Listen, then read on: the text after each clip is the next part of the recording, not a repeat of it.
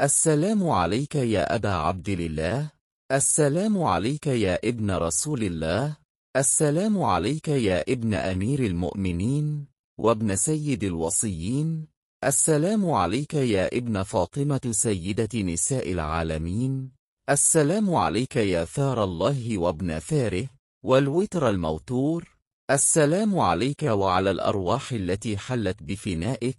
عليكم مني جميعا سلام الله أبدا ما بقيت وبقي الليل والنهار. يا أبا عبد الله، لقد عظمت الرزية وجلت وعظمت المصيبة بك علينا وعلى جميع أهل الإسلام، وجلت وعظمت مصيبتك في السماوات على جميع أهل السماوات.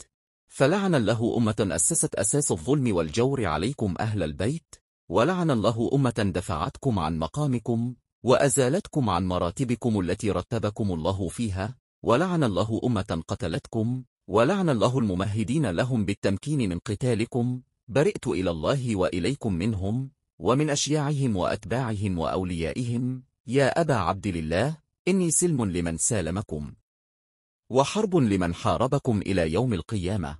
ولعن الله آل زياد وآل مروان، ولعن الله بني أمية قاطبة، ولعن الله ابن مرجانة، ولعن الله عمر بن سعد، ولعن الله شمرا، ولعن الله أمة أسرجت وألجمت وتنقبت لقتالك. بأبي أنت وأمي، لقد عظم مصابي بك، فأسأل الله الذي أكرم مقامك وأكرمني بك أن يرزقني طلب ثارك مع إمام منصور من أهل بيت محمد صلى الله عليه وآله.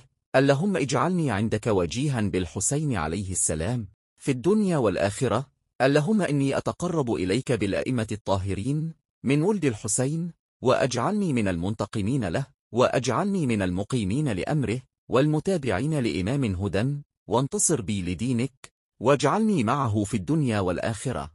السلام على الحسين وعلى علي بن الحسين وعلى أولاد الحسين وعلى أصحاب الحسين. اللهم خص أنت أول ظالم باللعن مني، وابدأ به أولا ثم الثاني والثالث والرابع.